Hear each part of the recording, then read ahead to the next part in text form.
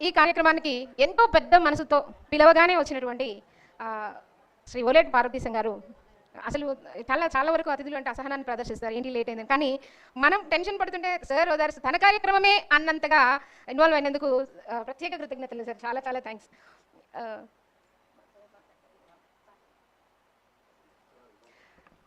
ఈ కార్యక్రమాన్ని ఉద్దేశించి పుస్తకావిష్కరణ కన్నా ముందు మన ఈనాటి ముఖ్య అతిథి అయినటువంటి శ్రీ ఓలేటి పార్వతీశం గారిని సభను ఉద్దేశించి ప్రసంగించవలసిందిగా మనందరి కరతాళ ధ్వనుల మధ్య సార్ మరొకసారి స్వాగతం తెలియజేస్తున్నాం.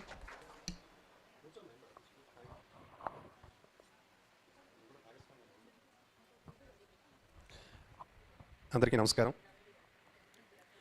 అమ్మలగన్నయమ్మ ముగురమ్మల మూలపుటమ్మ చాలా పెద్దమ్మ సురారులమ్మ కడుపు ఆరడి పుచ్చినయమ్మ తన్నులో నమ్మిన వేల్పుటమ్మల మనమ్ముల నుండెడియం దుర్గ మాయమ్మ కృతాబ్ధినిత్సుత మహత్వ కవిత్వ పటుత్వ సంపదల్.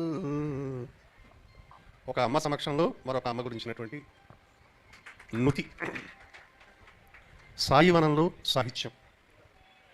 ఇటీవలి కాలంలో అందివస్తున్న ఈ అధునాతనమైన సాంకేతికమైనటువంటి పరిజ్ఞానాన్ని ఆధారం చేసుకుని కవులను కవయిత్రులను ఒక వేదిక మీదకు చేర్చాలనేటువంటి ఒక బీజావాపన సదృశ్యమైనటువంటి సంకల్పం ఈవేళ ఒక వృక్షంగా మారింది. దానికి కారణం సుజాతమ్మ సంకల్పం. నిజానికి ఇది ఒక విశేషమైన సందర్భంగా నేను భావన చేస్తూ ఉన్నాను. చాలా పూర్వకాలం శ్రీనివాస్ ఇప్పటికే దాదాపు 30 గ్రంథాలకు పైగా అందుబాటులోకి తెచ్చి శ్రీనాథునికి సంబంధించిన లేదా ఆయన సంచరించినటువంటి ప్రాంతాలలో ఉండేటువంటి జ్ఞాపకాలు ఏమైనా మరుగుపడిపోతే వాటిని వెలుగుకి తెచ్చి ఈనాటి ఈ తరానికి అందించాలని తపన పడుతున్నటువంటి ఒక ధన్యజీవి శ్రీనివాస్.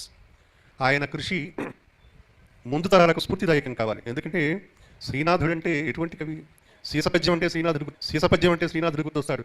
దీనారు టంకార తీర్థమాడించితి దక్షిణాధీసు ముత్యాలశాల పలుకుతోడైతి ఆంధ్ర నైషధ మహాకావ్య నిర్మాణ సందర్భమున పగులగొట్టించితి వివాద ప్రౌఢి గౌడడిండిమ భట్టు కంచుధక్క అని రాస్తాడాయన. ఇవన్నింటికి ఎవరు తోడంటే సరస్వతి తోడు అంటాడు. ఆమె కృప లేకపోతే నేను ఇంత కార్యక్రమం చేసేవాడిని అని. అంచేత శ్రీనాథుడు అంతటి మహానుభావుడే అమ్మ తోడు లేకపోతే నేను చేయలేను అన్నాడు. కనుక అటువంటి వ్యక్తిని వేళ మనం గౌరవ అతిథిగా ఇక్కడికి ఆహ్వానించుకోవడం అనేది ఈ సభకు ఒక ఇతోధిక గౌరవంగా నేను భావన చేస్తున్నాను. మరి సభను నిర్వహిస్తున్నటువంటి కళ్యాణి మా సోదరి, ఎందుకంటే ఆమె కూడా ఆకాశవాణిలోనే పనిచేస్తుంది. మా జీవితాలన్నీ దృశ్య శ్రవ్య మాధ్యమాలతో ముడిపడి ఉన్నాయి కనుక సోదరి చాలా చక్కగా నిర్వహిస్తున్నది.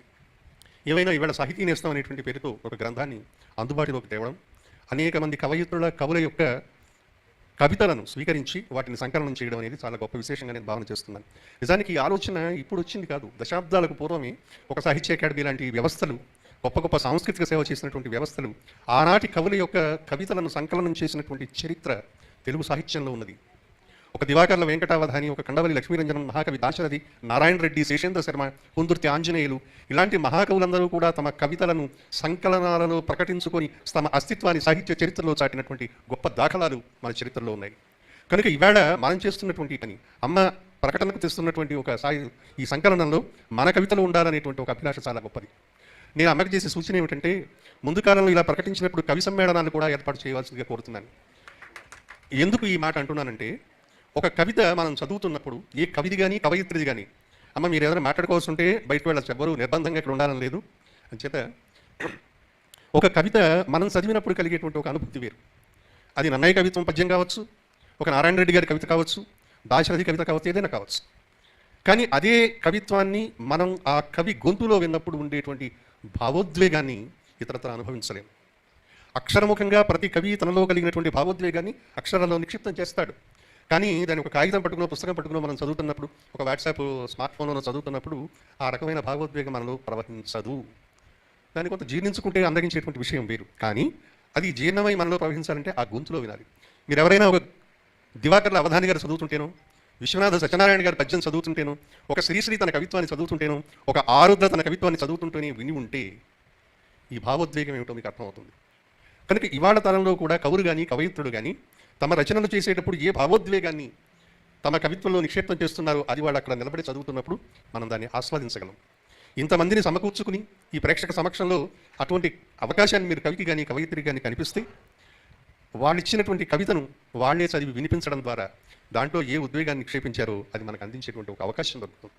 కనుక ఒక అచ్చులోకి తెచ్చే కవితా సంకలనాలు ఇలా జరుగుతున్నాయో, సమాంతరంగా ఆ కవుల కవయిత్రుల కవి సమ్మేళనాల నిర్వహణ కూడా ఒక ఉదాత్తమైన స్థితిని కలిగిస్తుంది ఇవాళ సమాజానికి అని వారికి నేను సూచన చేస్తూ, బహుశా ముందు తరంలో కూడా ఇటువంటి కార్యక్రమాలు జరుగుతాయని, ముఖ్యంగా సాయివనంలో సాహిత్యం అని పెట్టుకున్న కారణంగా ఇవాళ భక్తి అనేటువంటి మార్గానికి ఆధునిక యుగంలో కనిపిస్తున్న దేవుడు ఎదురుగుండానే ఉన్నాడు సాయి.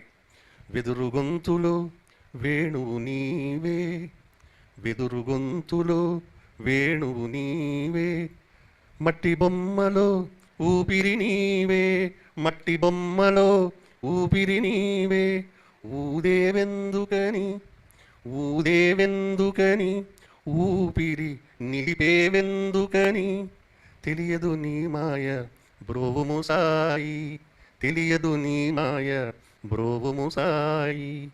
అలా ఒక వెదురు గొంతులో గాలిని నింపడం వల్ల మధుర రాగాన్ని సృష్టించాలన్నా ఆయన ఉండాలి. ఇవాళ మట్టి బొమ్మలో ఈ ఊపిరి నిలబడాలన్నా ఆయన ఉండాలి. ఆ ఊదడం ఆకిన ఇక్కడ ఊపిరి నిలిపివేసిన రెండు ఆ సాయి పరమాత్మని చేతిలో ఉన్నాయన్నటువంటి సూత్రాన్ని అంగీకరిస్తున్నటువంటి కాలం.